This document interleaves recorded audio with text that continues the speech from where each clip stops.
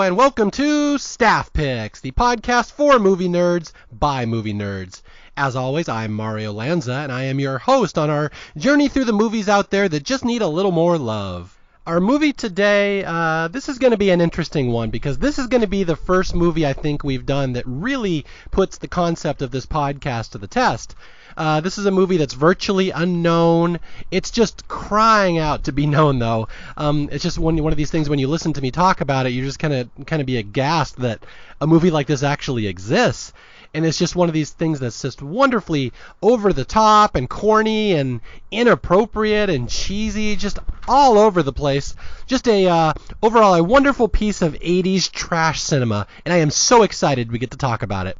The movie is Fortress, a 1985 Australian made-for-TV movie, which I know sounds like an odd choice for the show, but you'll hear about the long history of this movie. It was made for TV in Australia.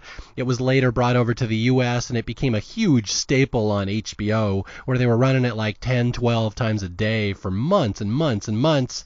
And it's one of these things that eventually just messed up a lot of kids because they saw this on TV. It's one of these first really greedy, realistic movies they ever saw. And then it later did get a theatrical release because it was so popular. So it wasn't strictly a made-for-TV movie. It eventually did show up in theaters. It's a movie that was fairly well known for its era, and as we'll get into, a lot of kids saw this movie. A lot of people knew about it growing up. For some reason, I was not one of those kids. I somehow missed this movie. And it's very odd because I thought I knew all these weird, trashy movies from the 80s, and somehow this one just slipped my attention. I had never even heard about it until a couple months ago, and in fact, our guest here is the man who turned me on to it, who eventually said, hey, you should talk about this movie. And I'm like, what's that movie? And so here we are today. And so, without further ado, let me introduce my guest today. His name is Robb Posch. He writes a pop culture website, does movie reviews, just writes commentaries and essays on pop culture. Very funny guy, very well-spoken, very excited that he's here to join me today to talk about Fortress. Welcome to the show, Robb. Well, thank you. It's nice to be in the room with you in this one-on-one intimate conversation we're about to have. Yes, very, very intimate here. So, Robb, why don't you give us a little backstory? Who you are, how we got here. How the hell did you end up on a podcast in 2018 talking about Fortress?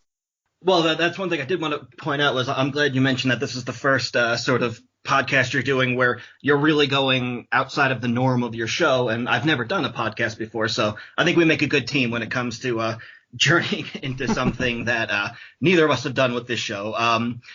As for how I wound up here, well, Fortress is one of those just honestly, for a movie that I love, I didn't even really know the name or too much about it until probably 2000 or so when I decided to finally take advantage of the internet and Google, or back then probably Yahoo or one of the other ones that fell by the wayside, the description that I remembered of this movie, because like apparently lots of other kids of the early and mid 80s, no one knew the name or the plot. They just remembered scary masks in Australia.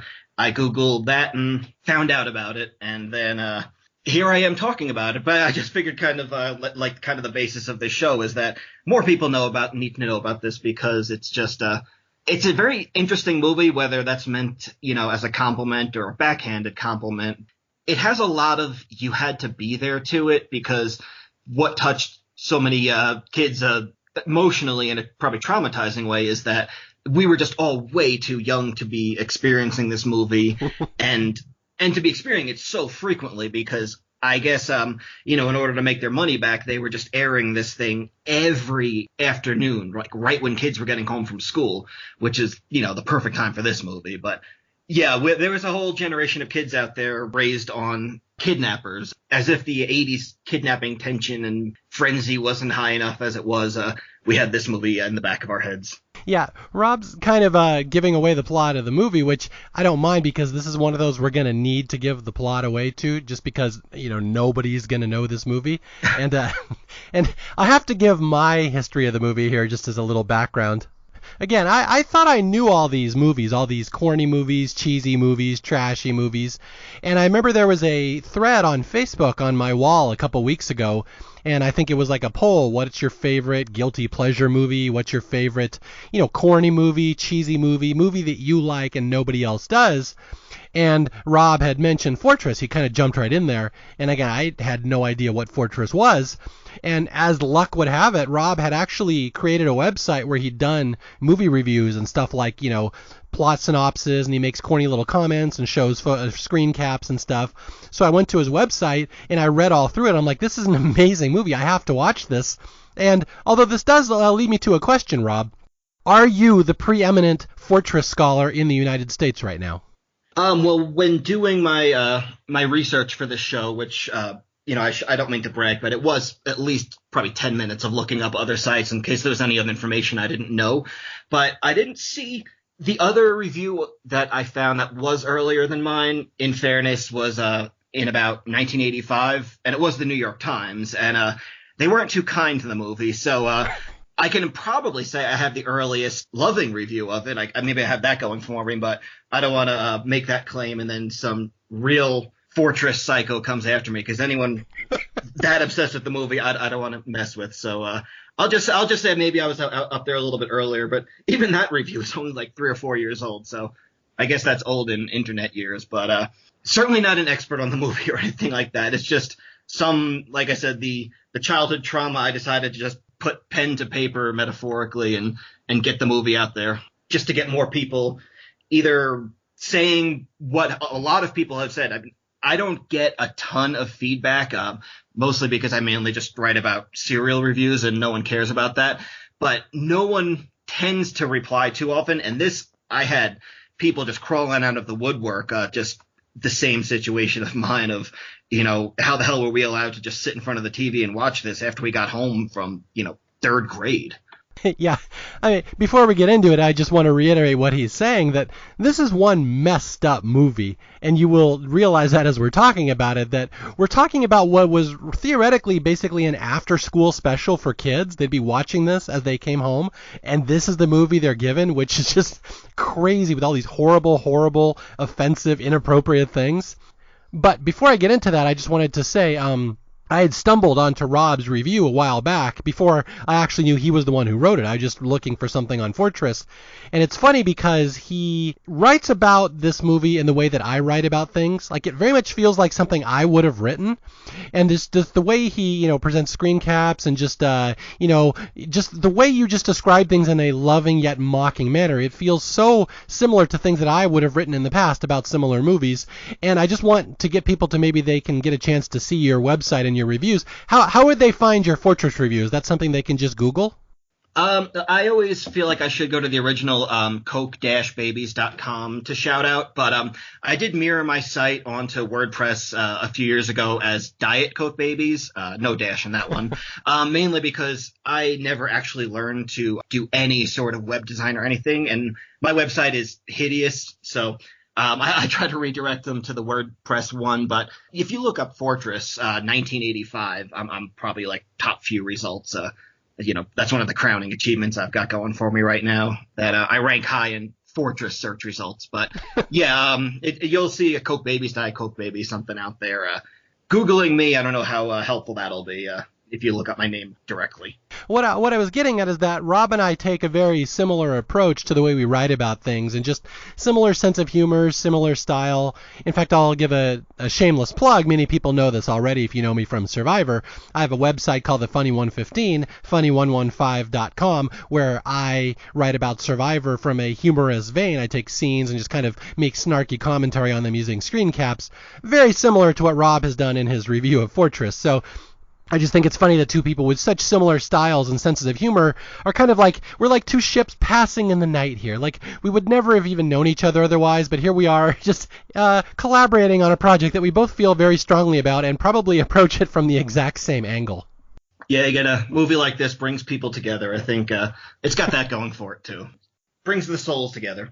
Okay, so let's walk through this movie for people. Although I will give a little asterisk here at the top of the podcast to say that, in most cases I want you to watch the movie first before you listen to our commentary on staff picks, just because I'd like you to experience it, and then we can maybe raise some points you may not have thought of, maybe get you to think of the movie in different ways.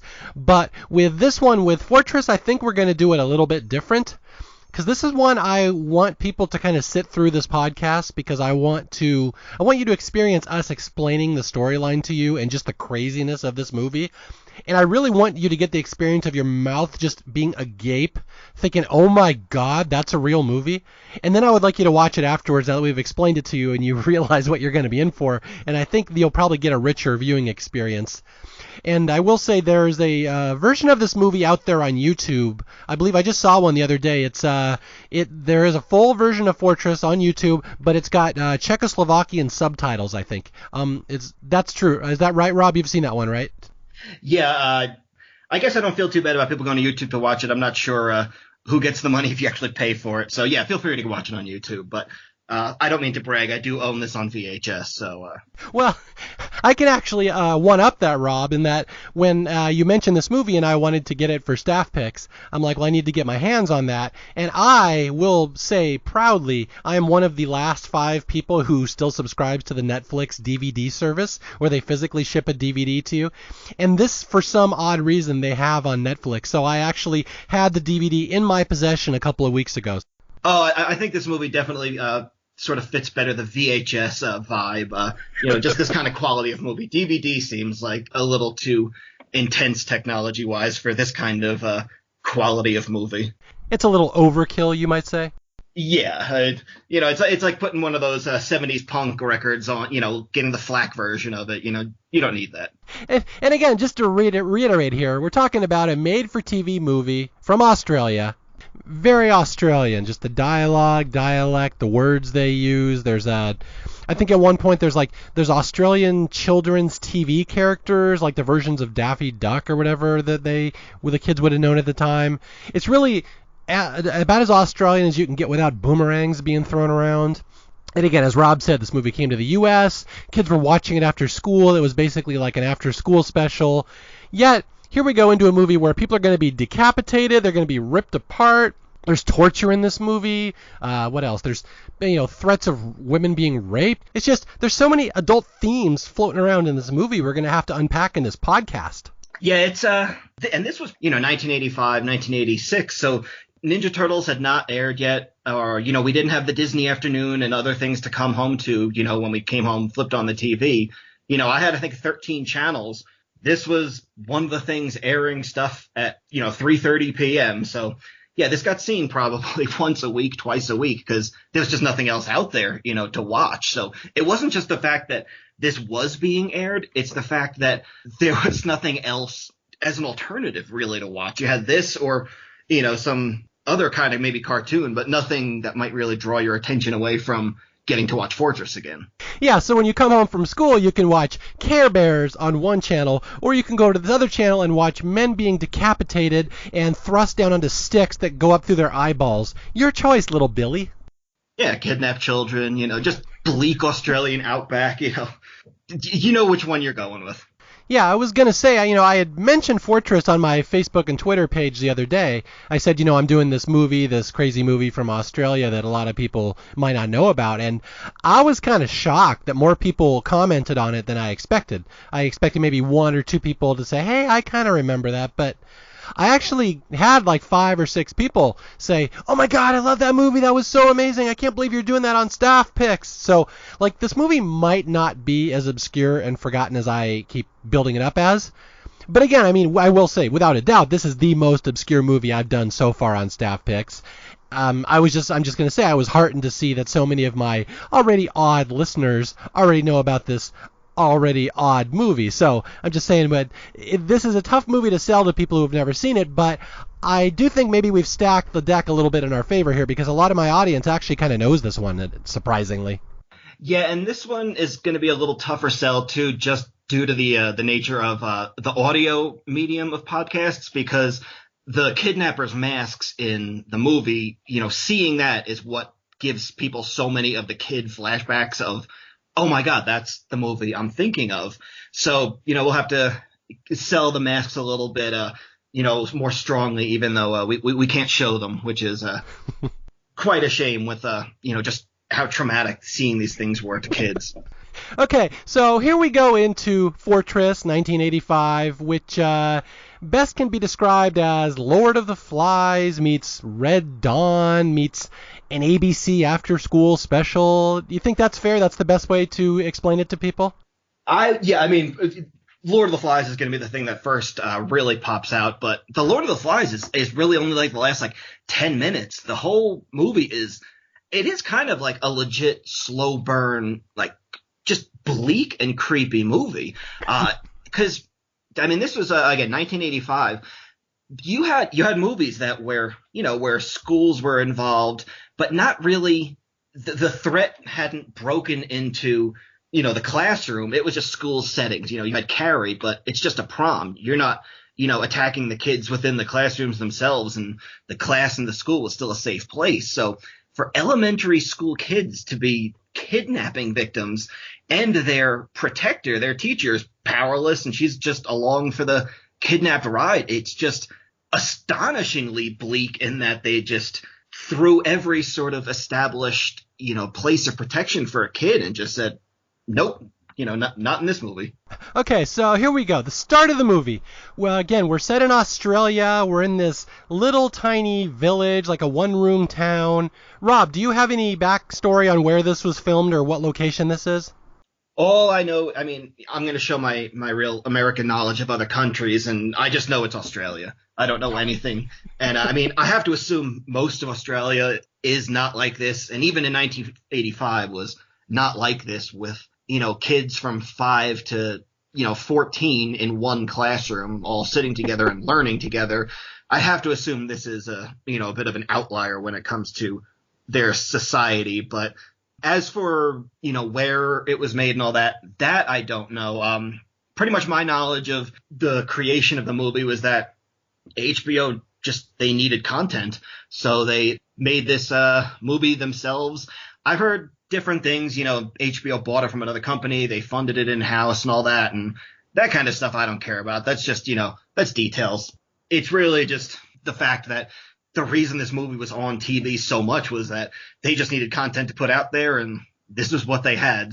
You think about that now, and it's shocking. HBO is, it's got the premiere, these shows. You've got Game of Thrones, The Sopranos, Arliss, all the hits. And back then they didn't have anything. They had that cool, intro with the bouncing lights and the little intro song, but they just needed stuff to put out there, and this was one of them.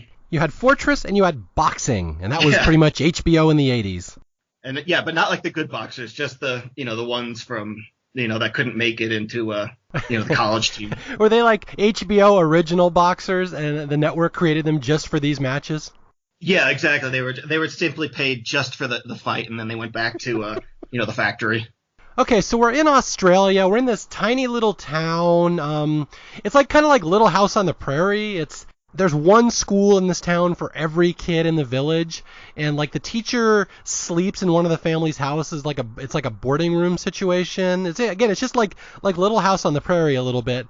And they have this one room schoolhouse, and like every kid in the town is in the exact same class, which I don't really get how that works. I think, Rob, you pointed out in your review that, like, the opening scene of the movie, the teacher is, like, teaching them how to divide fractions on the blackboard.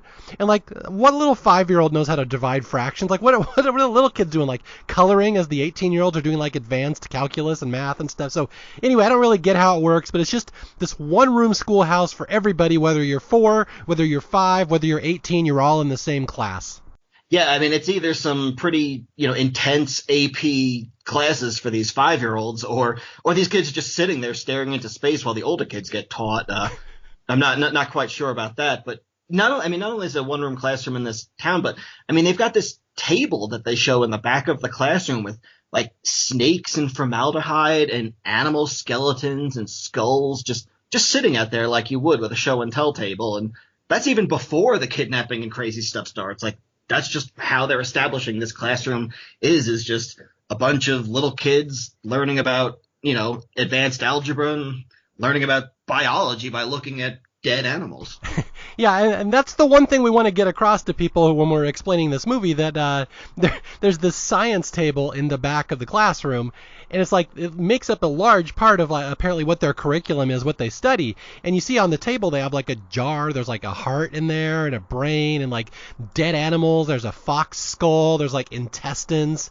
And apparently this is like a major part of their day, that the teacher, her name is Miss Jones, Sally Jones, that apparently the kids go out and kill stuff or find dead animals and bring them back and put them on this table in these little jars, and the class studies them. So this will become a major part in this movie, the science table. So don't forget that, science table.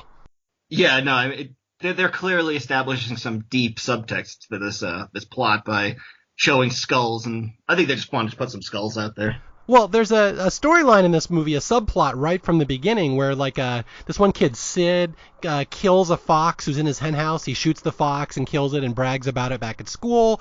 And there's another storyline right at the start where one of the other kids, I forget his name, where he like finds a dead animal on the ground and he kicks it and he spits on it. And the teacher has to scold him. She's like, you know, animals were not put on this earth, children, to be mutilated and spat upon, which, I mean, that's a good life lesson right there. But, like, right from the start, there's this fascination in this movie with, like, death and dismemberment and dead animals. And, again, it's just a weird, dark subtext. And it's going to carry over quite nicely once we get into the storyline. Yeah, although meanwhile, you know, the teacher's moralizing about being nice to animals, but it should also be pointed out that she's walking these two kids to school on active train tracks. You see a train approaching these three people, and they step off maybe 3 seconds prior to where the train would have just splattered them. And this is the teacher. This is the authority figure, you know, who wants to teach them life lessons about being kind to animals, but yeah, just take him to school on train tracks. What's funny is I didn't even notice that until you pointed it out in your review on your web page that, yeah, that's literally what happens at the start of the movie. The teacher is walking with the kids to school because, you know, they all live together in the same houses. And she's literally walking with them on an active train track with the train coming right behind them the entire way. Like it's freaking the train dodge from Stand By Me. And she, at the last minute, she's like, okay, we can step off the track now. And like you said, this is the role model. This is the adult. Yeah, and with this budget, you know, that wasn't, I mean, that's not a practical effect, or that's not, you know, any sort of special effect. They just said, hey, you know, probably should step off now, otherwise, you know, we've lost our lead actress.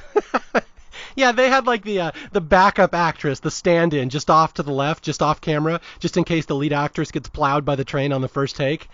So it's like, you either get out of the way on the first take, or we bring in the stand-in. Your choice. They figured if as long as they sound alike, hopefully, you know, no one's going to notice the difference. Yeah, it's like, who cares? It's HBO. As long as she's got dark hair, fuck it, throw her out there. Yeah, just make sure she sounds Australian once you put her in the next scene. So we go in the classroom, and again, it's the school where all the kids are in the same class. You have little 5-year-olds to 18-year-olds, which again seems odd to me because like there's a bullying thing where like this big old 16-year-old's picking on a 4-year-old. So again, it's just a weird situation, but okay, we'll go with it. And we're in class, and one of the kids looks outside, and she says, what does she say? She goes like, I see Mac the Mouse outside, which it feels like we're supposed to know who that is. Like, is this like it's like an Australian maybe children's TV character they would have seen on like a kid show or something? You, Rob, being our Australian cultural expert here, was Mac the Mouse an actual Australian character like kids in the 80s would have known? I don't know for sure. I did actually look that up because I was, you know, kind of wondered because in the credits it's like Dabby Duck and Mac the Mouse and I forget what the cat's name was, but yeah, but they were all kind of like lowercase, as in just, you know, not officially licensed characters or anything. I wasn't sure if it was like Daffy Duck and, you know, Mickey Mouse ripoff or what, but yeah, looking up the Dabby Duck and Mac the Mouse did not really lead to anything, so I think it was made for this movie, but again, my knowledge of, you know, Australian kids cartoons is somewhat limited, so it could be out there. These are like off-brand Looney Tunes characters, like HBO came up with their own. Yeah, it's like the GoBox version of, you know, the Transformers of Disney and all that. All right, so these kids see all these men like running around outside in masks and these like cartoon masks, and the kids are like, "Oh, look, it's beloved children's characters." But no, it's what they see is a bunch of kidnappers running to storm the school. They're coming and they're going to take all the kids hostage. They have this big plan, and then they're going to round everybody up and like hold them for ransom, which apparently was based on a real event. Did you know that, Rob? This is actually like a real thing that happened in Australia, and they wrote a book about it. Yeah, the movie's based on the book of the same name, which was inspired by an actual pretty much similar kidnapping, and not kind of inspired in the way that, you'll say Texas Chainsaw was inspired by Ed Gein when, they're just kind of taking a little bit, but it was pretty similar from what I've heard. And what's not, I hate to use the word funny, but one of the kidnappers from the first kidnapping broke out of prison or was released, and then just went back and did it again and got arrested again. So, I guess he was going for the sequel before he realized they were even making a movie of the kidnapping. Yeah, and that's that background, knowing this is based on, at least partially based on something that happens, just makes the further events seem even wilder. But I'm going to assume, the latter half of this movie did not happen in that real kidnapping case. Rob, I have to give you credit here, Rob, because on his website, in his review of the movie, Rob had pointed out there's this great jump scare here where the teacher is standing right next to the window, kind of teaching the class, just a normal day in class, and like right behind her, this guy pops up in the window, and he's like holding a shotgun, and he's wearing this big creepy duck mask. And it's this, like, it just comes out of nowhere. He just kind of spins into the frame, and it's just kind of goofy and creepy and jump scary at the same time, and surreal because the mask is so weird looking. And you would point it out in your review, and I totally agree with this. Like, I could see how this would be like nightmare fuel for a little kid, like a little 6, 7, 8-year-old watching this movie for the first time, where like you may have never seen a jump scare before, and all of a sudden there's the creepy duck mask guy popping into the frame. Like, that's the kind of thing, the kind of image that would stick with you over the years, I would think. Yeah, I'd have to figure for a ton of kids, that's probably, the first ever jump scare that they would have ever experienced. And, jump scares can be scary to this day because just due to the nature of them being surprising. But if you'd never even experienced one to begin with, and like known that a jump scare was a thing that existed, I can't exactly claim I remember where I was sitting in the day it happened when I first saw this, but that little spin he does from outside of frame of the window to inside of the frame of the window, that I vividly remember seeing as a kid. And that's one of the things that I remembered most vividly about the movie was not even the Santa, which proved to be the biggest villain of the kidnappers, but the duck was the one I remembered most vividly because of that jump scare shot. Yeah, and that's the big standout thing that people would remember about this movie if you've seen it before, that you've got these 4 kidnappers, and they all have these very distinct masks on as they're coming in and storming and, threatening the kids. And you got a duck, and you got a mouse, and you got, a cat. And then there's the leader. He's wearing a Santa Claus mask, and they call him Father Christmas. He's the scariest one of them all. But that's the big selling point of this movie, the kidnappers and the masks. In fact, I think, Rob, even on your review on the website, you pointed out that when this movie first came out, like the poster and the advertising tools, they would focus on the kids and the teacher in danger and like their attempts to be rescued, and that was like the cover art. But when this movie became big and they re-released it and put it in theaters and stuff, the poster art all featured the 4 kidnappers, because that's what people know about this movie. It's the guys in the masks. That's the drawing point. Yeah, I mean, because the movie's poster, the official poster, is just that glorious, I mean, not even B movie, but like C- movie, just that cheesy 80s art poster. And I mean, that kind of gives you an impression of what the movie's going to be like when it comes to the campiness. But yeah, on the DVD release in some country, yeah, they just put the 4 masks on the top because they knew, this is what people are coming for. This is what they're going to know. Yeah, and I can just see, like you said, when you were trying to look up what this movie was in the 2000s, like you didn't remember the title. You just probably Googled kidnappers, duck, and Santa mask, right? Yeah, and then there it was. IMDb, Fortress. So the kidnappers rush into the classroom and they're like, frightening the kid and trying to herd them all up into a little circle. And again, none of this is played for laughs. This isn't like a goofy, funny scene. There's no silly music. Like, it's kidnappers just screaming at these kids and this teacher yelling, shut up, we're going to hurt you, get out of here. And they like, we're going for a picnic, heh heh heh. So they like herd the kids all up and then throw them into this big van. And that right from the start, we see the teacher here, Miss Jones, doing her best to protect the kids. She's like, she's circling back and asks, "Can I bring the first aid kit?" And she like takes a little knife and shoves it into her purse or boot or something. And like right from the start, that's her first instinct, to protect the kids. Although right here, right from the start, I will say this is one of these. You see the scenes here where I'm talking about where it's really odd that kids would have been watching this movie when it was shown like after school and stuff. Like right from the start, we have the kidnappers looking at the teacher, Miss Jones, and one of them says, "I reckon the teacher will be good for a gangbang." And I'm like, I don't think that's a line you were hearing in a lot of children's after school specials back in the day. Yeah, I don't. I'm trying to remember the last time I heard that in DuckTales or anything like that. I can't place it.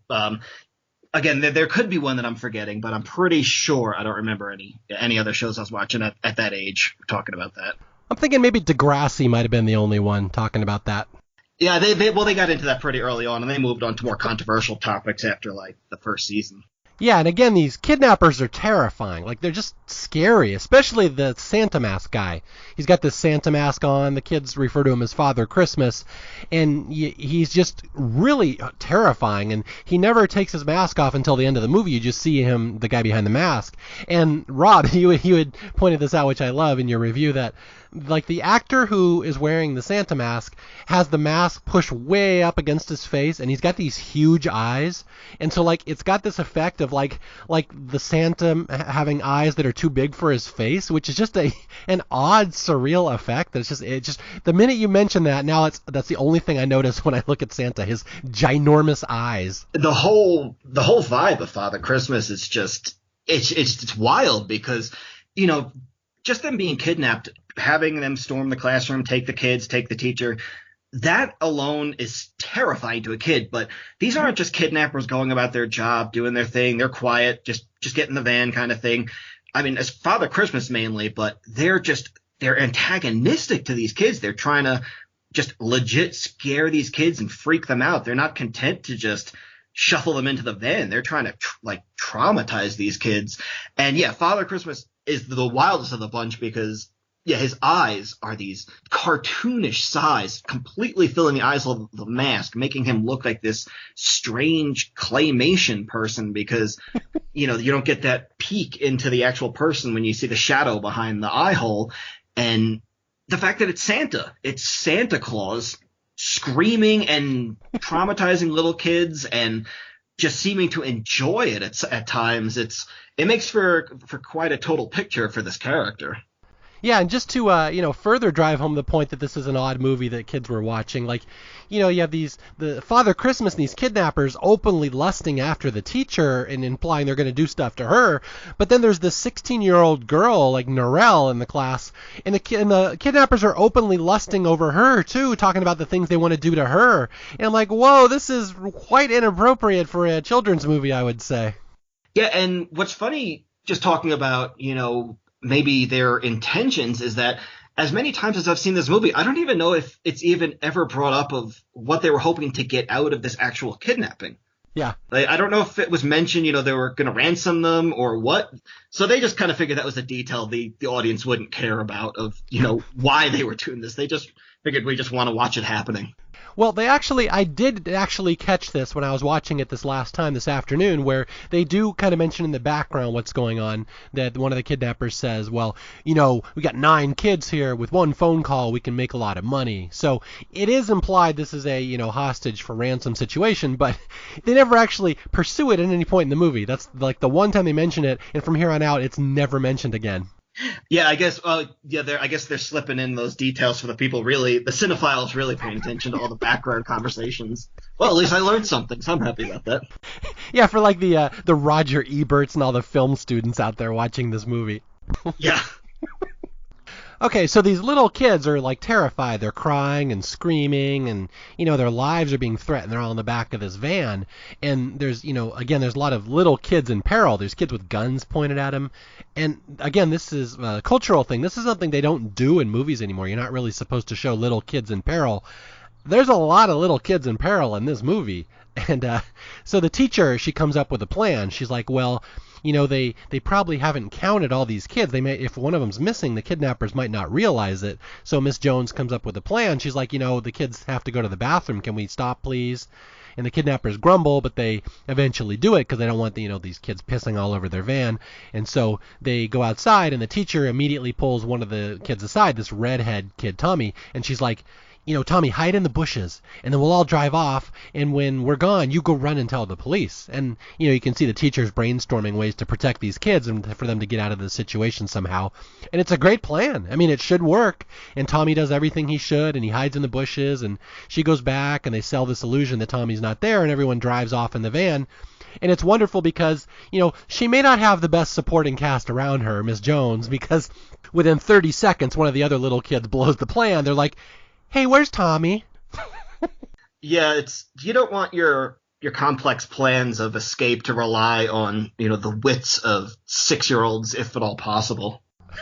I mean, yeah, it's quite clear the teacher doesn't have the strongest supporting cast around her, but this is where we get this really intense scene of a little kid being in peril here. And again, there's a lot of these in the movie, but the kidnappers are furious that this kid has escaped them and is back wandering around the bushes. So they come back to the bathroom spot, and one of them grabs this little kid, like Toby, this little 5-year-old, and they grab him by the scruff of his neck and fling him outside the van, and they're holding him up.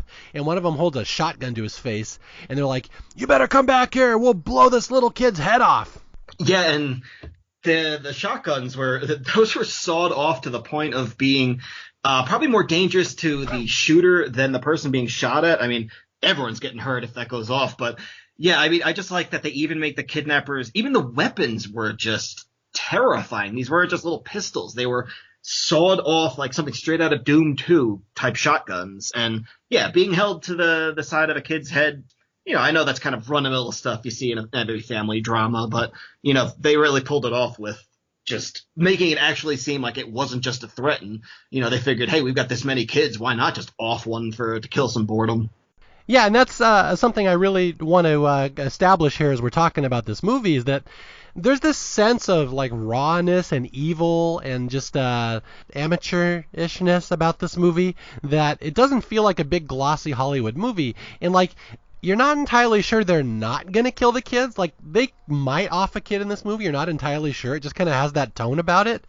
And I know we did a podcast earlier on Cloak and Dagger where, I had a lot of fun talking about this scene where the bad guy threatens to blow a little kid's kneecaps off with an Uzi at the end of the movie.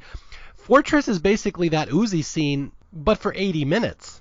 Yeah, just the whole vibe is, it probably isn't going to happen, but it's certainly not where you're thinking, oh, well, everyone's safe. The teacher's safe. She's sort of a kind of a popular actress. They're not going to kill her off, and they're not going to kill the kids. And, even though that's likely going to be the case, you're never sure, just especially with this bleak atmosphere this movie has just coating it. And, it kind of talking about when you brought up one of the other movies you talked about, it just kind of had that Arlington Road thing where in the end, who knows, maybe the bad guys could win. This a movie is starting to feel like one of those movies where, that could happen. No one ever feels safe. Yeah, and it's so low budget and just low key. The whole movie just like has a made for TV gritty feel. And I know that's what they always said. That's what made the Texas Chainsaw Massacre such an effective horror movie, because it like felt like a home movie. It didn't even feel glossy. It felt like you were just kind of watching it like a documentary, like almost like a snuff film. Like you almost feel like someone's going to die in this movie. And again, just the oddest little gritty tone that just permeates this entire movie all the way until the end. Yeah, and I know we've kind of brought this up a couple times, but yeah, because Texas Chainsaw is my favorite horror movie by far, and it's mainly because the things I love in horror movies are when they make you, not necessarily they don't scare you, they just sort of make you feel bad. Like while watching it and when you're done watching the movie, you just sort of feel sick and dirty and sad, but not necessarily scared. And this movie has that same feeling of just, you need to take a strong hot shower after this because you just feel disgusting from this whole atmosphere. And even at the end, nothing gets better necessarily. Yeah, you're never really left with any sort of family hug moment at any point where they all learn valuable lessons. I mean, they do learn lessons by the end, but probably not the ones you're going to see on just the 10 of us. Yeah, and just telling people to hang on until the end of this podcast, like, this movie does not really get any better. There's no huggy moment. There's no happy feeling at the end of this movie.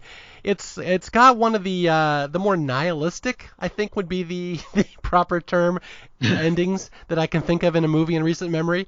Again, it doesn't get better. It doesn't get happier. It just will permeate this and get worse and worse and worse, and you kind of leave the theater just kind of in shock at the end. And again, this is a movie being shown on TV after school, likely being watched by 6-year-olds.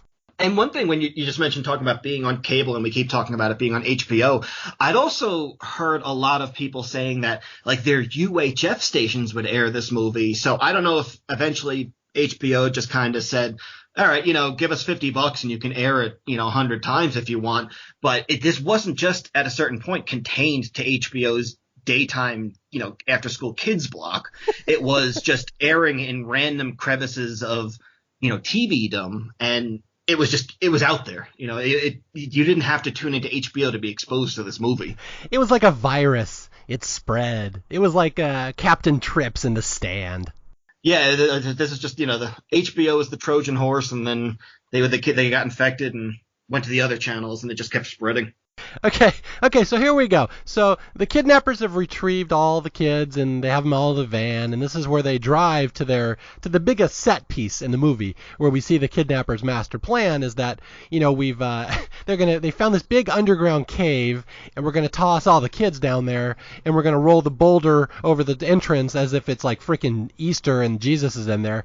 And so the kids are all trapped down in this, and as the kids are all stuck down in this ginormous cave, that presumably this is where the kidnappers will go out and, make their demands and go get their monies. So, again, this is the big set piece in the movie, this huge underground cave, which is surprisingly pretty nice and roomy, and like it's nice down there, and you can walk around, and it's like bigger than their schoolroom, I think. And what I love about this movie is that the director loves this cave set so much that he uses it twice. Is that they try to pass it off later in the movie as a different cave, although it's clearly just the same set. Well, they had to get their money's worth. They spent a lot of money to build that cave. Yeah, so anyway, the kids are down in this cave, and it's like pitch dark, and the kids are crying, and we have little kids here. Half these kids are like little grade schoolers, and so the teacher's trying to do her best to keep their spirits up, and she suggests, well, we could eat our lunch, have a little picnic, which I love because this will become like a recurring plot device in the movie. Every time something stressful comes up, she'll suggest they have a little picnic. There's multiple times where it's just, they figure they should probably maybe find an authority figure or just keep running. But yeah, no, they just decide they need to have a little kip and just, take a nap now, kids. We need to rest up, or, let's have our late afternoon snack. I know we already stopped to eat lunch, but, there's nothing else important going on that we need to focus on right now. Our lives aren't in danger right now, so it's picnic time. Yeah, we need to focus on eating our ants on a log, and then we'll get back to running away from the crazed shotgun-wielding masked marauders. Yeah, so the kids are down in the cave, and they're like eating their lunch, and just, they're trying to calm their nerves. And this is where we learn two very important things about this group. The first is that one of the kids here, Derek, the school bully, he smokes. But the good thing is that he has matches on him, so we can light a fire. Yay! So they take all their school books and they gather them into a little pile and they light it to make a bonfire so they can have some kind of, a heat source and vision in the cave. And I think you, Rob, had pointed this out on your website that lighting school books on a fire is not really the optimal fire source for like a bonfire. Like they're going to burn, 3 minutes max? Yeah, I mean, I'm sure it was cathartic for them, but yeah, it's probably not going to, really give them too much to go off visually. And I also like the lesson that they are teaching kids that no one really likes this kid, but since he has matches because he smokes, he becomes a bit of a little hero. So just letting the kids out there know that maybe picking up smoking, if you're not that popular, that's something you could always try if you need to boost your standing in school. Okay, so we lit the books on fire, and now apparently we have this roaring bonfire that's going to last for like 5 hours, which I don't know if books just burn differently in Australia. Is that like the toilet water that goes down in a different direction because you're in the southern hemisphere? Maybe books burn differently there. I don't know. I'm not going to call BS on it. It is what it is. And then the second part of this thing that we learn is that apparently one of the girls has the salad dressing in her lunch, and it's like oil-based, so it's flammable. And so our teacher, Miss Jones here, who's like MacGyver, she's the big science nerd, she's like, well, we can dip our shoelaces in this oil and light them on fire and make these little lanterns out of cans and stuff. So, like, it's kind of a cool little moment. But it does lead us to a question here, like, who the hell is eating salad dressing that's that flammable? Yeah, she was on Atkins from an early age with, just 85% oil to vinegar ratio, whatever's going on with that. Because, yeah, that was, and it was a lot of it, too. So, you got to learn to appreciate the flavor of the vegetables. You can't just drown in salad dressing like that. But, it was fortuitous for him. So is that the way it works in Australia? Is Vegemite like napalm? From what I've heard of how it tastes, it certainly could be weaponized. I've never actually had it myself, but I've heard acquired taste is putting it very mildly for that. But I don't plan on finding out about that. So the teacher calls them all over. She's like, come children, let's sit around the campfire and let's talk about what we're going to do here. And again, they're all trapped. There's a boulder up above them. They can't go anywhere. And the teacher's like, gather round. We're going to have a council of war. Those are literally the words she uses, council of war. And what's wonderful about this is that you had pointed this out, Rob, in your review first, so I'm just stealing your joke here, but apparently they've had councils of war before because nobody asks her what that means. They just, all right, time to have one. Yeah, I mean, if I'm in, say, one of these kids, if I'm in second grade and my teacher tells me that, I'd probably say, oh, we're going to go to war or, are we going to have to fight or, what does that mean? No, but no, they just sit down, they gather around, they take their places, they know their military rankings within the classroom, apparently, but you can't knock them. Their students are prepared, You've got your fire drills, you've got your council of war drills. They're ready for any event that might come along in their classroom. Okay, so the kids have had their council of war, and they come up with a plan, and the plan is the boys are going to go up and move the boulder out of the way. So they go, yeah, let's move the boulder, and they go up and they can't move the boulder. So, all right, new plan. So they apparently have a second council of war, and the new plan is that the teacher and one of the oldest boys, Sid, they're going to go explore the cave. So the two of them, Miss Jones and Sid, are going to go wander off, and now this is going to be fun because this is where we get one of the more disturbing scenes in this movie, which for this movie, that's saying something. Yeah, you got to give him credit, though, that, there's a lot of disturbing things in the movie, but they're all disturbing in different ways. They don't keep going back to the same well, so they decide, we've already had these kids just brutally kidnapped, but now we're going to have sort of a coming of age scene where the teacher, even though they're kind of fighting for survival, she wants to keep her clothes dry. So she decides to get naked in front of one of the older boys. He's 14, 15, so maybe in the outback, I don't know, maybe that's allowed, but yeah, so she just strips off and decides to go swimming around looking for an escape, but yeah, I think the boys' day probably got a little bit better at that point. Yeah, and again, the teacher in this movie is played by the actress Rachel Ward, who's like probably about 25 in this movie. She's very, attractive, tall, young, just this hot teacher, the stereotypical hot teacher among these teenage boys. And so literally she's standing there with this 14-year-old boy, and she's like, oh, there's an underground lake. I'll go strip, and then I'll swim out of here, and I'll see if there's anything out there. So there's this scene of her stripping her clothes off while Sid is trying not to look, kind of looking away. It's all kind of awkward, kind of Mary Kay Letourneau-y here. And so she swims out and goes under this, like there's a ledge, and she has to swim under it, and she ends up coming outside. She realizes there's an escape from the cave under the water. And she's like, all right. So she comes back, and she's naked while, this 14-year-old is trying desperately not to look at her boobies. And then she goes, here's the plan. We'll take all the kids and we'll bring them over here and we'll have them all stripped down to their underwear and we'll all swim out one after another out to the outside. It'll be great and we'll get out of here. So here we go. A long, gratuitous 10-minute scene of kids stripping down to their underwear and swimming out underwater in slow motion. Ew. Yeah, and again, my lack of knowledge about this area might prove me wrong, but I'm not sure why these would be the strongest of swimmers, these kids. I don't know how near to the ocean they are or a lake that they could have developed their skills, but you're asking these kids under a highly stressful situation, just hold your breath for 3 to 4 minutes, we'll get out of this.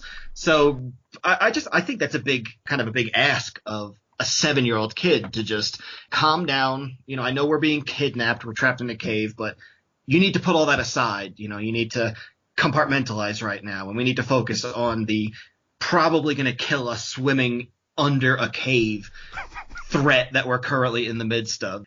You do have to feel, I guess, a little bad for these kids. They're not having the best day, and then shot with a shotgun or drowned. These are the kind of choices that you're inspired to think about as a little kid watching this movie. And, it brings up some interesting topics to talk amongst yourselves at lunch the next day after watching this movie of, hey, did you see that movie? What'd you think? Would you rather get shot in the head or drown? Or what would your preferred way of dying in this adventure? So the kids had options, and, it's important to give kids, sometimes choices, and it lets them develop a little better. Yeah, I remember having that exact conversation with my friends when I was 8 at school. I'm like, what would you rather do, get shot or drown? And they're like, I don't know. I was too busy watching the Gummy Bears cartoon.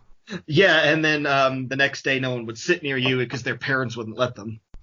Well, I wonder how Miss Jones was able to draw these kids into this world of certain death. What was she like, hey kids, we can go swim under this rock outcropping and we'll hold our breath for 5 minutes and it'll be difficult, but, when we get outside, we can have a picnic and maybe a nap.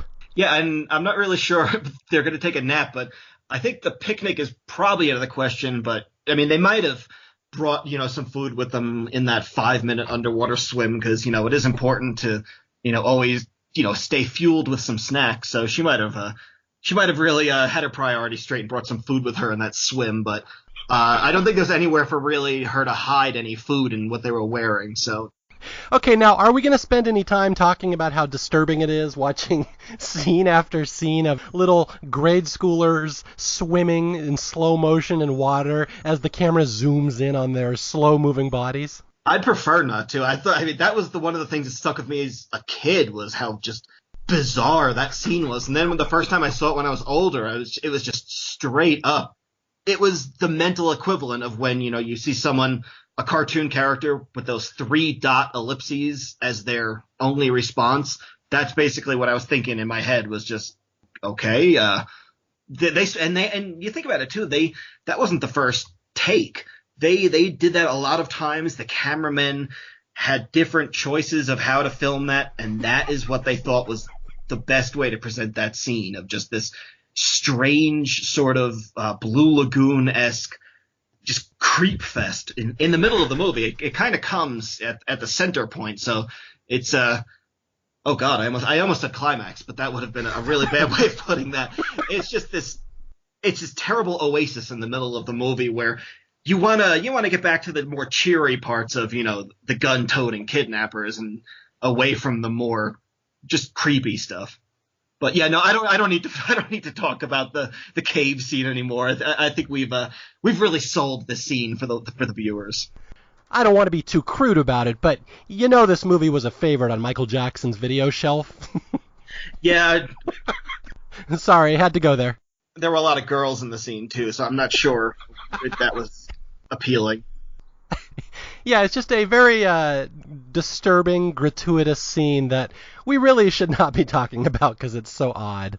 Yeah, especially for five or so minutes that we've spent on it. It probably should have just been like an asterisk that we were like, oh, by the way, this happens. But we'll leave you to your own devices when you're watching on the movie. Yeah, thank God we didn't talk about it. Yeah, no, it would have been weird if we brought it up. Okay, so the kids have escaped the cave. They've all swum out. They're all shivering and naked, and they put their clothes back on, and they're just tired and everything because, like you said, it was like a 5-mile swim. Apparently, I don't know. But anyway, the teacher I think suggests here, what is it? It's getting dark out, and she's like, I think at this point, we should have another picnic. I think is her first move. No, I think they take a nap. They need to don't want to eat too much. Well, I guess. They weren't swimming anymore. I mean, it would have been weird for them to have another snack before they went swimming. That would have been irresponsible. But if they were done swimming, they could have eaten. But no, I'm pretty sure they take a nap after, They need to split up the breaks. Yeah, because when the kidnappers are after you and you've escaped their lair, the first priority at that point is take a nap. Especially when you're swimming underwater in a cave and clearly you've gone miles underwater on one breath. So you must be very far away from the kidnappers from where you've exited the cave, probably at least, a good 25, 30 feet, to safety. Okay, so after their nap, they wake up and it's dark and the teacher sees off on the horizon. There's a farmhouse. It looks, they can't tell how far away it is. Again, we're in the middle of the Australian outback, so there's nothing going on. But the teacher sees this farmhouse. She's like, let's walk, kids. And so they all start walking to the farmhouse, and it's like a 10-mile hike or something. It takes forever for them to get there. And then they finally arrive. It's the middle of the night. They get to this farmhouse, and they're so excited because they've been rescued. And there's this old farmer and his wife who live in the house. And the wife opens the door, and Miss Jones, the teacher, is like, "Oh, thank God, we've been kidnapped, and there's these terrible kidnapper rapists after us, and they're gonna harm us. And please, you're our only hope for safety. We're just so excited to see you. We made it." And just as she says that, the door swings open a little further, and behind the kindly old farm lady, you see Father Christmas holding a gun to her back. That apparently the kidnappers have come here first, and they've been just waiting for the teacher and the students to come walking right up to them. And Miss Jones is like, "Oh shit," because here we go, right back in the hands of the kidnappers. Yeah, I mean, it would normally be one of those kind of contrived horror tropes of, oh, you come upon the one house where the kidnappers are, stationed. But like you mentioned, this probably was the only house within, 20 miles in this area. So you got to give them credit that, they probably would be stationed up there. Although I'm not sure why they were, staying where the kids were instead of just, oh, we'll leave them in the cave and go off to this farmhouse and just hang out for the next 3-4 hours instead of accomplishing anything. But, it advances the plot. Okay, so the kids are rounded up. The kidnappers round them all up in the living room, and at this point the kidnappers start demanding some food. They all talk to the old farm couple. They're like, "Make us some food," and they, there's 4 little place settings for the kidnappers. And at this point, one of these little idiot kids says, "Oh, I hope we get some extra spuds," which can only lead you to believe that perhaps this is the special ed class. Maybe these aren't the brightest kids in the Australian school district. Yeah, and right after the kidnappers specify that, that the old lady needs to put 4 place settings on the table, 4 being the number of kidnappers. And you got this kid expecting some potatoes and all that. But, he hadn't had a snack in like 45 minutes. So in fairness, he probably was starting to get a bit peckish. So. Okay, now the movie's going to ramp up in intensity. And again, this was already a pretty intense movie, but what happens in this scene is there's like a little kerfuffle between the old couple and the kidnappers. One of them shoots the old man in the chest, and then we hear a second gunshot later that the old woman has been shot. In the middle of the scuffle, the fish tank breaks and all these fish go flopping under the ground. And all the kids are herded up out and again into a circle, and they are thrown out into the barn. The couple has a barn. The kids are locked out there, and now they're just in full-on panic mode. You hear the kids screaming, crying. It's just a chaos because now the kidnappers have finally killed somebody, and you just hear in the background the kidnappers yelling at one another, "Now we've done it. Now we've gone too far. We've killed somebody. We weren't supposed to do that." So again, it's just everything has been ramped up in intensity here, and now the kidnappers again have tasted blood, and the kids are in up shit creek without a paddle at this point, basically, because now they're stuck in a barn, and the kidnappers know that they probably have to kill them. Yeah, although I should mention in all this chaos of, shotgun murders and kids experiencing their first, death in real life, probably, the oldest girl does feel fit to, she needs to pick up all the flopping goldfish that are on the floor that got knocked over when, the shotgun pellets were flying. So she's still going with that, everyone has a right to live thing. And, I'm not sure what she did with them after, put them in her pocket, hey, maybe they could have been the next snack for, in the next hour or so, whenever their next scheduled snack time was. But picnic, yeah. Yeah, but she does have her priorities straight, She's the most mature of the group, so she was thinking ahead. So the kids are now screwed. They've seen somebody killed. They're trapped here in the barn. They've got one kidnapper staying with them, just watching over them.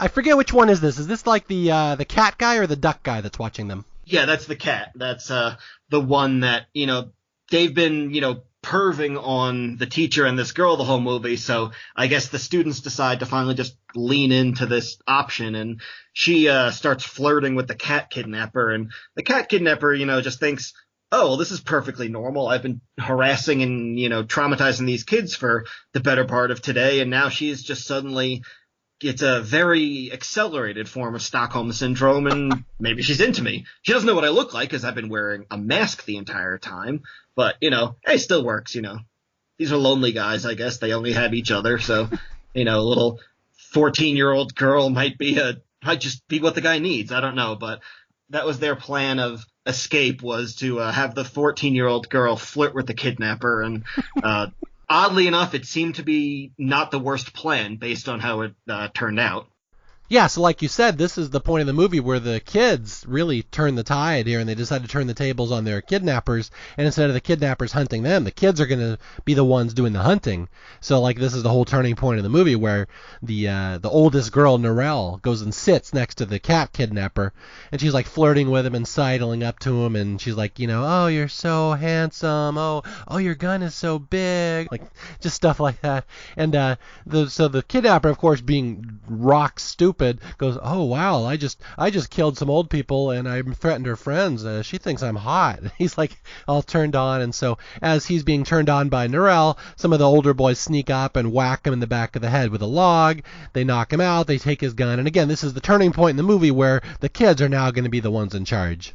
Yeah, and the numbers get a little bit more evened out because as they leave the barn, they find out that not only are these kidnappers bad guys, but they're apparently just truly horrible people because they've murdered one of their own, which seems like kind of a breach of conduct or something. But what we find out, well, you find out if you look on IMDb, but the person that the kidnappers have murdered is the duck kidnapper. And you don't just see his body with a shotgun blast to the chest or the head. You see the duck kidnapper leaning against a fence, and then the neck slowly starts to, what's the best term, not be connected to the head anymore. And you just see a decapitated head wearing a duck mask with blood pouring out of the neck. Again, just to remind you that this aired at 3:30 p.m. For anyone to watch. But, the kidnappers, they were so inclined to move along with their kidnapping, even though the deaths were starting to pile up and this duck kidnapper was not on board with the murder.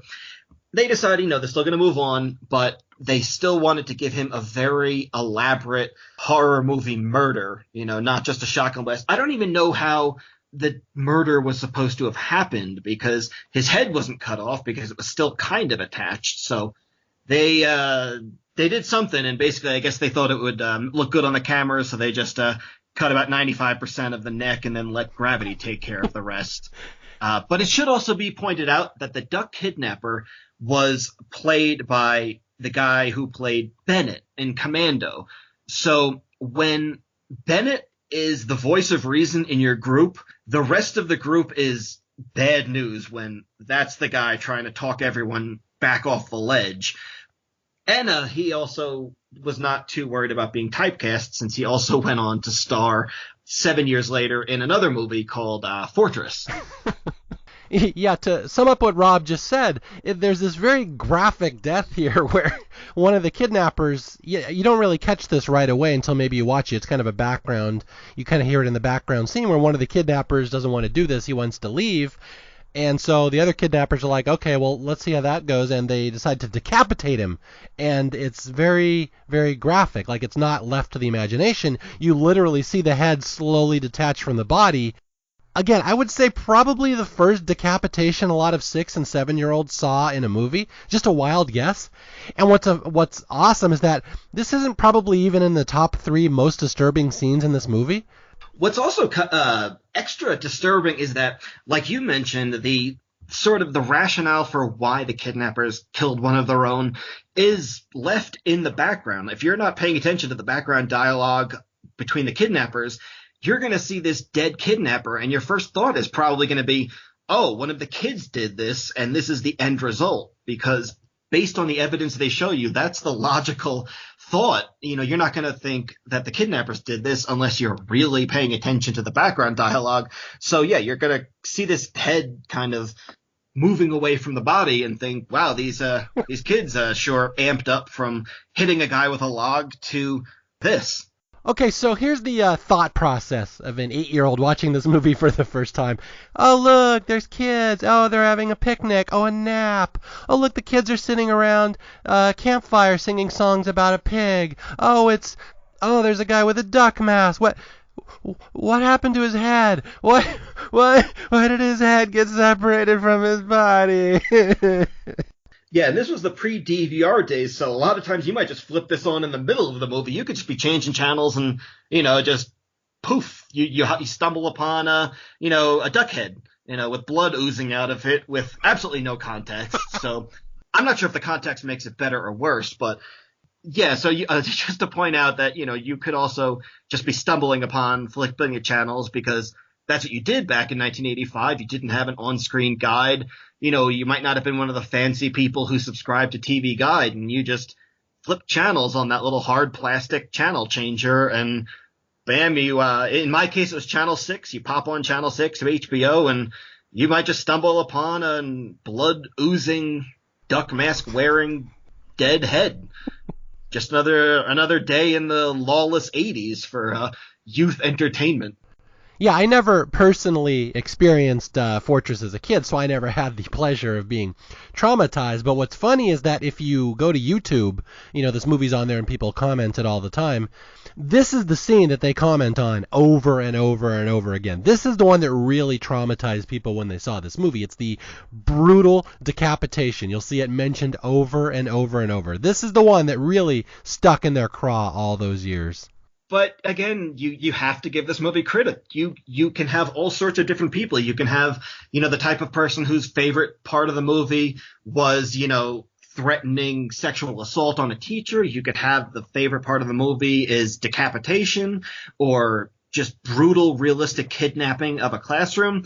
They give you options on what your favorite part of this demented movie is. You don't all have to be part of the same camp where it's like, wow, this movie's crazy. Can you believe they did this? No, you've got you've got A through Z of options of what the most potentially traumatizing scene or concept to a little kid is in this movie. So you could be team decapitation or like team gangbang, and either one would be a valid choice. Yeah, and I mean, this is a conversation that 7-year-olds could have, and overhearing this, if you're a teacher walking around the lunch table and you hear kids talking about decapitation, gangbangs, spear impalements, 14-year-olds seducing their elder kidnappers, and there's nothing the teacher could do. You can't get the kids in trouble because they're just they're talking about what they've seen. They're not being rude. They're trying to learn. Little Billy mentioned gangbangs in class. That's a demerit. Yeah, no, but then you've got the Fortress excuse, and at the very maybe you might get an hour's detention, but you got to get that knocked down. That's a plea bargain, because you could use the Fortress defense. Okay, we're going to rush ahead to the ending here because that's the fun part. That is the really disturbing part. Let's go ahead to that one, Rob. Well, the funny thing you're saying, rush ahead, it's literally the next scene. I mean, the next scene goes from this nighttime awakening to they don't slowly ramp up and be like, okay, well, maybe we can get a little more violent to protect ourselves. I mean, the cliche is going 0 to 60, and this is just going 0 to 250 miles an hour with the next group of scenes, which we've already mentioned Lord of the Flies a few times, but Lord of the Flies almost seems like a lazy comparison when you remember the fact that Lord of the Flies was relatively restrained by comparison to these final scenes. I mean, you've got kids with war paint on, which I'm sure we'll touch on, but you've got kids with war paint using jungle Viet Cong-esque warfare. But Lord of the Flies was not this just gleeful. Yeah, and yeah, Well, I mean, you had the Jack side taking fun in it, but the rest they just wanted to survive. But these kids and their teachers, they seem to be into it. Yeah, so let's get to the ending here. So the kids have escaped the barn that they were trapped in. They've run off, and again, there's only two kidnappers left. You have Father Christmas and the mouse guy.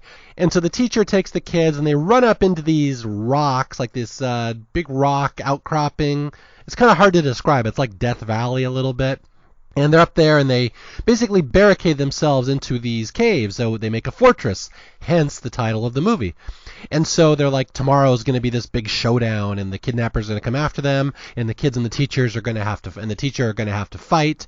And again, this movie's only 80 minutes long, so we got this big showdown coming up here between the kidnappers and the teachers and these suddenly bloodthirsty kids who are dying to fight back and all excited about it. And again, the next morning comes, the kidnappers show up, and you can hear them. They're out in the woods, and you can hear them taunting the teachers and the kids. And here's some of the wonderful lines they say.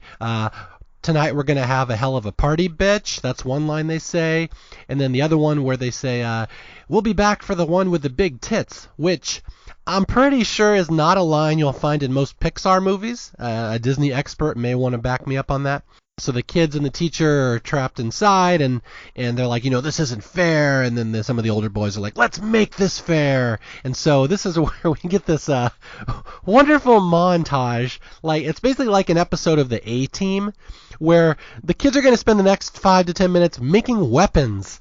Where the teacher, she's a science teacher, and she's like, I can show you kids how to make an impaling spear that can go right through a man's eyeball. And they're like, yay! And so we get this big weapons making montage, which is fantastic. And they're making like spears and axes, and they use rocks to make these clubs. And they're making like Viet Cong death pits, like these spike traps. And they're all gleeful and happy, and it's such a fun, happy little weapon montage. And it's just a coming-of-age story where children are learning the most effective war tactics. And here we go. It's going to get super bloody from here on out. What's also fantastic is that, there's basically been one night that they could have had any preparation. They've got one night and one morning, and they've already established that, they know a good night's sleep is very important. So they're not going to skimp on any sleep at night. So they've probably only got a few hours to prepare. And meanwhile, they show on low estimation, 40 to 60 of these punji sticks just right out of the ground. They all with these very sharp points that, were not half-assed. These were worked on with love, I think would probably be the best term for how this was prepared. But yeah, these kids, they did not need to be talked into it. They've already had plenty of Council of War experience, probably. They probably were able to get the weapons built so quickly because, this is probably something they've worked on. And I don't know, would this be arts and crafts or home ec in the Outback classroom? But I'm sure this was not their first time building spears in their class. Okay, so here we have this big showdown here, and this is where the kids are all, super excited that we're going to have this standoff with these evil kidnappers, and they have, fun discussions like, when he falls here, it'll puncture his kidney, yeah, and stuff like that.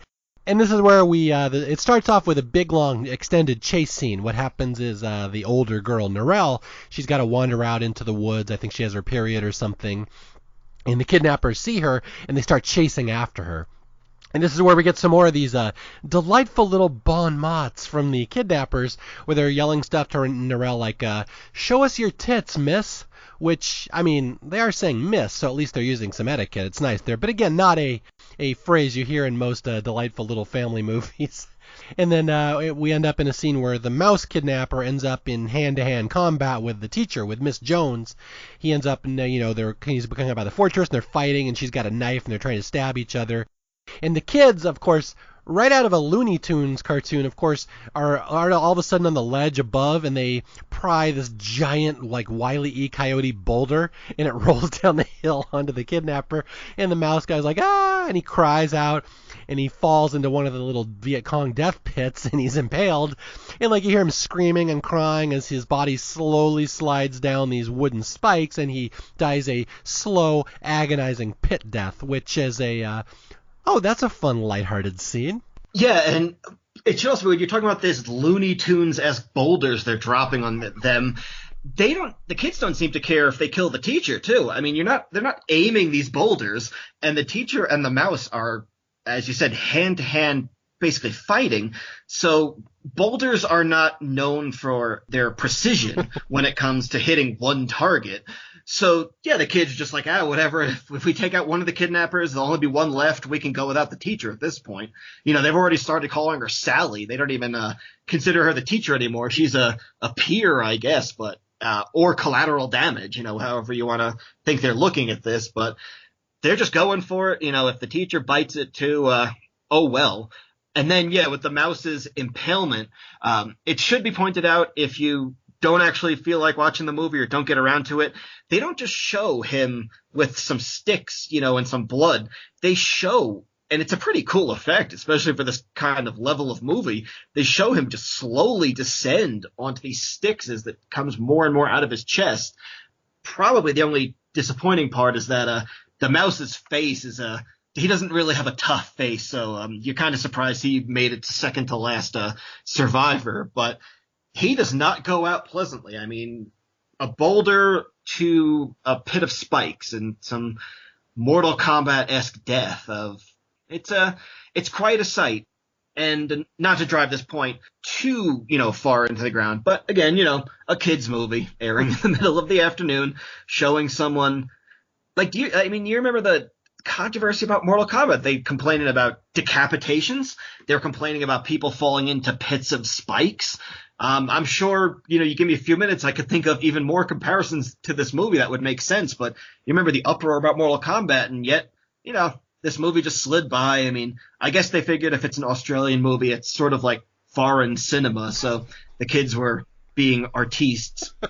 Okay, so the kids have killed for the first time now, and they're singing and dancing and laughing, and it's kind of disturbing how easily they've slipped into the role of bloodlust, if you think about it. But anyway, what has happened to the mouse guy is nothing compared to what's about to happen to Father Christmas. And this is the scene, the signature scene of this movie, if you will, a movie that's already disturbing. We're going to go even more over the top here. And again, this is the scene that really drove this movie home when I saw it for the first time, and I totally understood why Rob recommended it for staff picks. This is the moment right here where, Rob, I'll walk us into it, and I'll let you comment on it after I kind of explain what happens. You know, Father Christmas is the only kidnapper left.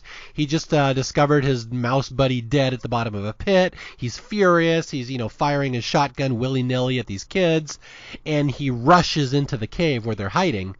And he immediately trips. They've set a trap. He trips over this trap. He falls face first into the fire pit. And you would think that falling into a fire pit would be the worst thing that could happen to you during a day. But that is not the case, because here comes every kid in this movie. And it's funny, I kind of liken it to you like the end of a play when the cast all comes out and takes a bow. Well, here comes every kid in this movie that's been tormented and taunted and threatened, and they all come rushing out to this man laying prone in the fire pit. And this is the bludgeoning scene where they take all their axes and knives and, you know, rocks, and they just start crushing this guy and stabbing and just poking at him. And like it goes on for like a minute and a half of them just killing and overkilling this guy, like to the point that it goes on like 30 seconds beyond it being cute, and it starts getting kind of creepy where they're just gleefully laughing and, you know, singing, and it's like a Charles Manson cult killing almost. And oh boy, is this a fun scene. Yeah, the Father Christmas pretty much just becomes the printer from Office Space with that low angle shot of just them releasing everything. You know, for probably the last 90%, there's no point to it, like you said, because probably the fire did a number on him. You know, I can't imagine that's great, but yeah, he probably was knocked unconscious pretty early in. The rest was just gravy. There's the teacher and the kids sharing an experience together, you know, growing as people. And, you know, sometimes you just need to have a nice big event like this to help you grow, you know, and become better friends and become better people. And they went for it. They took their chance and they turned this guy into Hamburger. yeah. Yeah, it's crazy. It's like there's very few movies I have ever seen before where like a little 5-year-old is stabbing a corpse of a grown person gleefully while laughing just with war paint smeared all over their face. Pet Cemetery is the only thing I can really think of that comes anywhere near that with little Gage at the end. But yeah, it's just I know the point of this movie is to point out that violence is bad, and by the end the kids have been corrupted and they're just as bad as the kidnappers. And I get that message, but like the way it's presented is such overkill and just such a gleeful, evil, creepy way. And then the next morning we immediately cut to the scene at the school. It's the next day, and the teacher's been rescued, the kids have been rescued, everybody has been. It's a happy ending. We're all back at school the next day, and the teacher is sitting there reading a story to her class, and what she's reading them is Beowulf. And the passage she's specifically reading we cut to is that she's talking about how, and then Grendel was torn apart limb from limb and his sinews were removed from his body and he was dismembered. And I'm like, whoa, like what is the point of the movie at this point? What are we talking about here? Yeah, meanwhile the kids are probably thinking what a wimp that guy is. That's all he could do. We did a lot worse than that. Now we get to the cherry on top of this movie. This is the really fun part. The inspectors, these police inspectors, show up at the school the next day, and they're trying to figure out what exactly happened and what these kids went through. And we cut to the classroom, and Miss Sally, of course, is there with the kids, and there's the science table in the back. Don't forget the science table in the classroom with all the dead things on it. And the inspectors are talking to the teacher, and they're like, this is a great story, and we're so glad you survived and everyone had a happy ending, but so we found some inconsistencies in your story. And she's like, oh? And I think the inspector's like, yeah, why did the main kidnapper end up with 8,000 stab wounds all over his body? Yeah, I think it probably raised some alarm, and a little bit of the old detective spirit was probably awakened when they came upon this pulp, but which was probably a human being at one point, but since there was probably no flesh eaten, it wasn't an animal attack. It was it's just just boys being boys. I think you could just chalk that up to youthful indiscretions. But yeah, I guess in fairness, they're doing their job, and now the kids are doing their job of giving these detectives these absolute death glares of, you're coming to talk to us because you think this person was just annihilated with boulders and rocks and sharpened sticks, and the two of you think you can come in with the 10 of us. We've already killed 4 kidnappers. We're not worried about a couple little wimpy looking guys in suits. But yeah, just the older boy just gives one of the guys this absolute gangster look, just cocks his head to the side and just blank, emotionless look. And that's almost one of the scarier parts of the movie, is just the look this kid gives. It's just cold-blooded. And then, of course, to break the, you don't want to, this movie's been well balanced. It does want to spend a lot of time, lightening the mood, throws in some comedy, because you wouldn't want this movie to be bleak or anything like that. So they do one fine little ha-ha moment when Tommy pops into the window we first see the duck kidnapper pop into, wearing a freaking Santa mask, jumping into the window. Meanwhile, it should be pointed out, this boy Tommy was previously in the movie shot with a shotgun in the shoulder when they were fighting the cat kidnapper. So it's not like Tommy shouldn't have learned his lesson. So this kid is just stupid. So he pops up in the window wearing a Santa mask, thinking the kids are just going to have a jolly laugh, instead of forgetting the fact that these are now hardened murderers who are going to be on edge in their classroom for the rest of their life. And somehow he metaphorically and probably almost literally dodged a bullet when he takes his mask off. Yeah, so not all the kids learned all the lessons they should have in this movie, when this boy Tommy does not fully have his survival instincts fully kicking into gear, with him thinking that's the best joke to play approximately 2 days after the fact. So the phrase "too soon" would probably be accurate here? I think too soon is probably probably that you're not even in the same stadium as too soon with this. Okay. So anyway, just to sum up the last 5 minutes of the movie. So the kidnappers were torn apart. They were dismembered. The inspectors found these piles of hamburger up there in the caves, and they're like, we can't even explain some of these wounds. Like animals don't do that. What did you kids do to these guys? And the kids threateningly surround the inspectors and just form a circle and just glare at them, basically give them like the FU stare. And the inspectors realize kind of what's going on. They're like, all right, peace out. Okay, thanks, bye. Well, we're good. And they take off.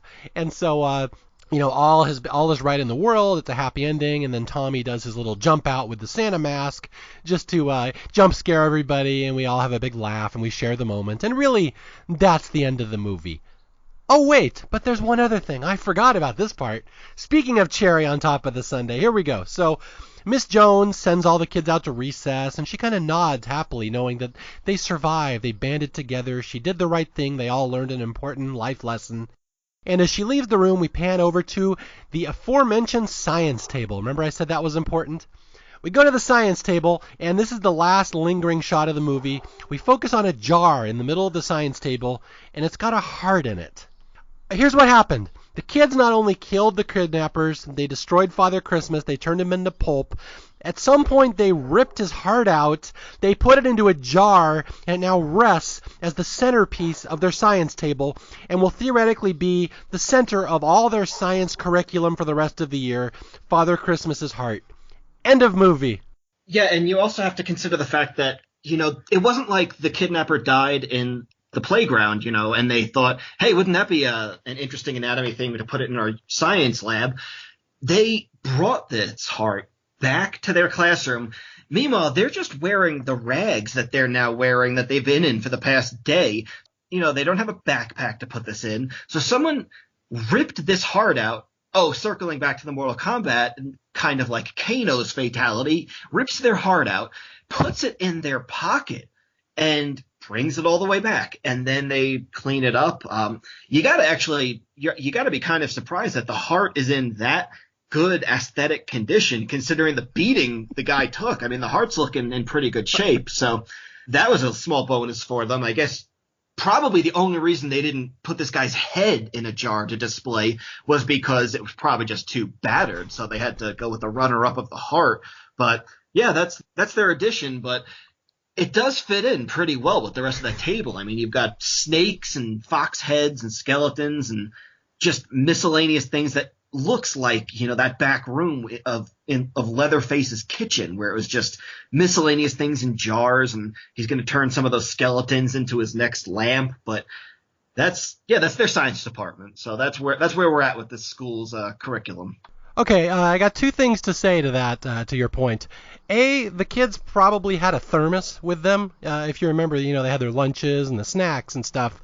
And if you remember from the commercials, the thermos keeps the cold beverages cold and like the hot soup hot. So they could have taken the heart out, put it into a thermos, and it would keep it at the appropriate temperature to retain its integrity and structure. So right there, I think that's the loophole you're looking for, how they got the heart back. B, the second thing I wanted to point out is that the kids are probably kicking themselves because, they brought the heart back, and that's cool, but they could have also had a head. Because you remember the duck head was already separated from the body, the kidnapper. They could have easily just gone back to the farm, circled back, pick up the head, which again, the kidnappers had already done all the work. They had separated it from the body for them, and it looked like a nice clean cut. They could have brought that back, put the head in a jar, and then you have the double whammy. You got the heart and the head. So I think the Miss Jones is probably kicking herself there with the missed opportunity. Well, they might have thought that would have been even a little too obvious for those detectives. I mean, the duck head might be back at the house, on just, cut instead of a deer's head mounted on the wall, you've got a duck head. So it kind of fits right in with the hunter's motif. And yeah, I do have to, admit my mistake. I didn't actually think about the thermos, but I mean, I guess in fairness, that doesn't tend to come up in any of the advertising of uses for the product. I don't know if I've ever seen that one mentioned, but I don't necessarily read all the guns and ammo type magazines. So that might have been more of a, another audience's advertising campaign. Yeah, that's more like the fishing and stream back pages. Yeah, or yeah, they're the kind of magazines that I don't want to go near. And again, I said at the start of the podcast, I just hope when people are listening to this episode, even if you haven't seen this movie before, I'm hoping you're just kind of sitting there listening to Rob and me talk about it, and I hope your mouth is just like agape, just thinking like, this is a real movie? Because this is why I was so tickled when Rob brought this movie to my attention, because somehow it slipped under my radar. I didn't know about it. And I watched it and I learned about it and I read his review and I'm like, this is the perfect type of movie for a show like Staff Picks because it's so crazy and bizarre. And like I said, I even had one friend who knows this movie wrote me when he heard I was doing it and he's like, that Fortress movie, like you watch it and you don't even know if it's real. You're like, am I watching? Is it a dream? Is this really happening? What is this storyline? And like I said, it's just one of those movies that it just sticks into people's memories and lodges there. You just remember, even if you don't know the title of the movie, you might have seen it as a kid on basic cable, just on TV, on UHF channel, and you remember kidnappers and duck masks and like a heart in a jar and this crazy just Australian world that it exists in. So that's the one thing I want to get across to people. Like, this is an almost perfect movie for a show like Staff Picks. And one other very important thing, which I'm distressed we hadn't talked about yet, was that 80s cheese-tastic, that synth music that we'd be playing especially in the earlier half of the movie when they were really trying to build the tension.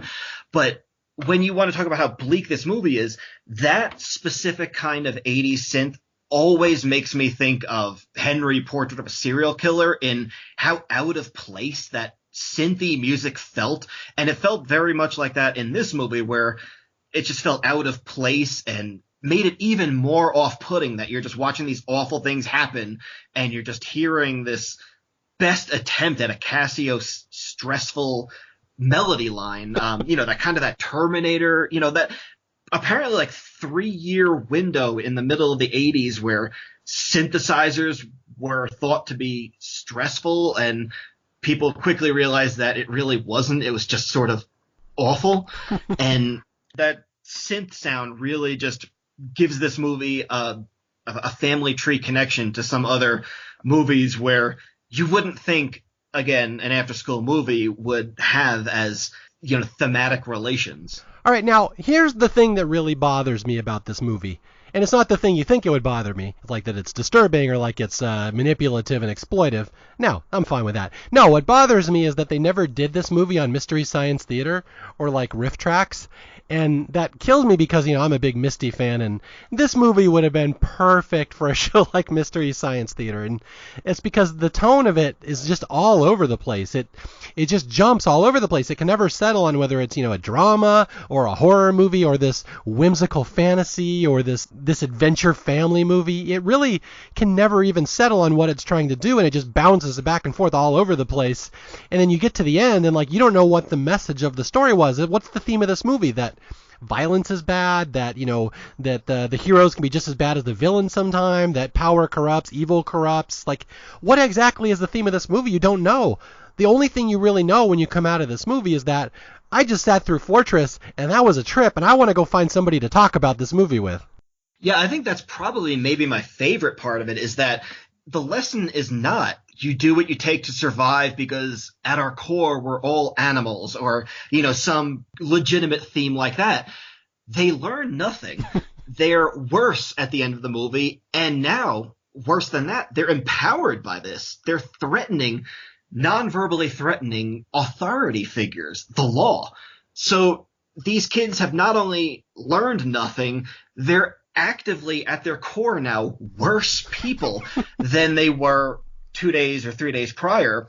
And considering that the kids learning these lessons they're just starting out in life. They're 4, 5, 6 years old, or the teenagers might take these lessons and learn them differently, but they've all just learned a terrible lesson and clearly have shoved that deep into their core and made it a part of their foundation from there on out. Anyone comes in, the electrician comes in to say, hey, you haven't paid your bills in 3 months. They're going to make a circle around him, glare at him. The electrician's in for a very rude and terrifying surprise when he tries to enforce any laws on these people from there on out, because they're just savage animals now. And it's a shame Fortress 2 never came out, because we could have seen they probably would have been the one attacking innocent people in the next one. So you're saying the kidnappers would have done society a favor if they'd murdered all these children? I mean, I know it's probably not a great stance to be of the opinion of, the kids probably should have been killed, but I'm going to just leave myself as in the middle on that argument to try to play it safe. It's a gray area. I mean, little Toby, he could kill like 50 people now over the course of his lifetime. He's tasted blood. Who knows what he's capable of now? They probably literally tasted blood at this point. They probably got bored with killing and have moved on to more ways to satisfy their urges. And so, yeah, they've tasted blood in more sense than one. So maybe that was their final picnic. They feasted on the flesh. Oh, I mean, don't sell them short. It's probably not just one picnic. I'm sure they've learned how to, turn these bodies and blood and various parts of the human anatomy into many different courses. It won't just be one picnic. It'll be a few. Okay, well, we're at about an hour and a half on this episode, and that's actually much longer than I thought we were going to go on this movie, because it's really only an 80-minute movie, and there's only like 6 scenes in the movie. Now, granted, those are, scenes of torture and mutilation and threats and violence, but still, it's a short movie. I didn't think we'd have this much to unpack. So I've just given you one more chance, Rob, as, again, the preeminent Fortress scholar in the United States. Is there anything else you'd like to leave us with before we sign off here? Just that, if somehow anyone who hasn't seen this movie has made it to this point, we have not actually done this justice. The visuals of so many aspects of this are half the battle, as they say. So, if this absolute bizarreness has intrigued you at all, definitely actually watch the movie, because us two describing it, as long as we spent on it, it won't do it justice to be able to actually see this insanity play out on screen. Yeah, in fact, show it to your kids. It's a great kids movie. Yeah, as long as they're at least 4 years old, they're clearly old enough for it. So yeah, go for it. Again, Rob, I just want to thank you for stopping by. This is one of those episodes I was really looking forward to talking about. And again, as I said earlier, it's really, this is the episode that puts the concept of staff picks to the test. Like, because it's my job to bring obscure movies to you, and movies you might not have ever seen before or heard of, and maybe you'll seek them out and give them a chance. So that's the thing. If this movie sounds the slightest bit appealing to you, if you just think it's so bizarre you can't possibly believe a movie like this can exist, just take it from Rob and me. It does exist. We can attest to it. We sat through it, and we're overjoyed that we had a chance to share it with you. Yeah, and if the obscure movie concept doesn't wind up panning out, then that's Mario's fault, so blame him for that. Yeah, and to make up for that, the next movie we'll be featuring on Staff Picks is Galaxy Quest, which is a movie that everybody seems to know, just to make up for the fact that I pulled this movie so far out of my butt on this episode. Yeah, that's right. You got at least going a little cheerier with that one. I mean, probably wouldn't have been... You would have had to go with, like, Henry or something to get really much more bleak than this. So, yeah, this is going to be a very... a neck-snapping tonal shift between this and Galaxy Quest. And again, this is Staff Picks. My name is Mario Lanza. If you have any feedback, comments, if you listened to this episode and went and watched Fortress and you loved it, you want to tell me about it, please drop me a line at staffpickspodcast@gmail.com, or you can reach me at Twitter at Mario J. Lanza. And until the next time I talk to you, I will be out there searching for more underrated, underloved movies that hopefully feature 5-year-olds stabbing a man and pulling his heart out. I'll talk to you guys later. Bye.